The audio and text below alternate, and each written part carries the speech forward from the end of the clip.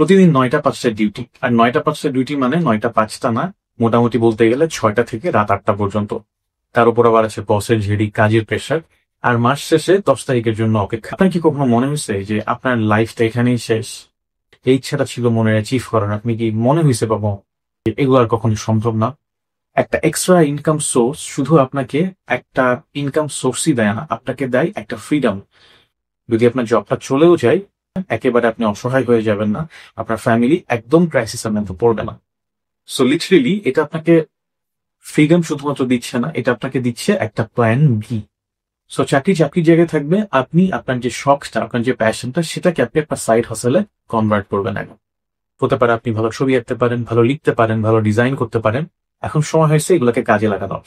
আপনাকে জানতে হবে এটা কিভাবে সেল করতে হবে, বা কারা এগুলো কিনতে পারে এটা আইডেন্টিফাই করতে হবে, তাদেরকে অ্যাপ্রোচ করতে হবে। শুরুটা একটু কঠিন হবে, কারণ সারাদিন চাকরি করে এসে রাতে হয়তো আপনাকে কাজ করা লাগতে পারে, ছুটির দিনে আপনাকে এই পরিশ্রমগুলো করতে হবে। আগামী 6 মাস লক করে ফেলেন, আপনাকে এই জিনিসগুলো করতেই হবে, কারণ 6 মাস পরে আপনার এই সাইড হাসল থেকে আপনার চাকরির পরিমাণ বা তার থেকে অনেক বেশি ইনকাম আসতে পারে। চাকরির পাশাপাশি আপনি কি সাইড হাসল করতেছেন বা কি করতে চান সেটা কমেন্টে লিখে জানাবেন। এটার মাধ্যমে এই ভিডিও আরো যারা দেখতেছে তারা ইন্সপায়ার্ড হবে।